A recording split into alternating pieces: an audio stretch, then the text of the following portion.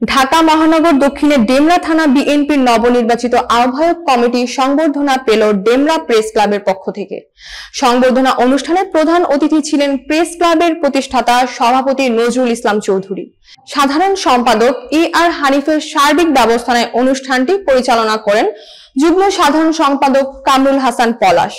সংবর্ধনা অনুষ্ঠানে নবনির্বাচিত আহ্বায়ক এম রেজা চৌধুরী সেলিম এবং যুগ্ম আহ্বায়ক আনিসুজ্জামানকে ফুল দিয়ে সংবর্ধনা প্রদান করা হয়।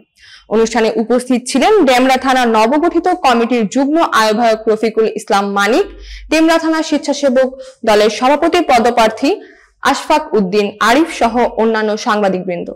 সংবর্ধনা অনুষ্ঠানে নবনির্বাচিত আহ্বায়ক এম রেজা চৌধুরী বলেন, আমাদের প্রিয় নেতা তারেক রহমানের প্রতি অবিচল আস্থা ও ভালোবাসা নিয়ে দীর্ঘদিন ফ্যাসিস্ট সরকারের বিরুদ্ধে আন্দোলন সংগ্রামে জীবন বাজি রেখেছি। জেল জুলুম ও অত্যাচারের মধ্যেও নিজেকে বিলিয়েছি দলের জন্য। আজ আমাদের প্রাণের সংগঠন আমাদের মূল্যায়ন করেছে, এর চেয়ে বেশি কিছু চাওয়ার নেই। তিনি ডেমরা প্রেস ক্লাবের প্রতি কৃতজ্ঞতা প্রকাশ করেন।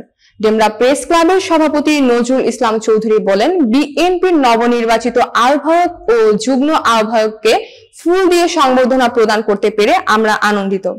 আগামী দিনে আপনাদের নেতৃত্বের মাধ্যমে মানুষের কল্যাণের দিকে নজর রাখা উচিত।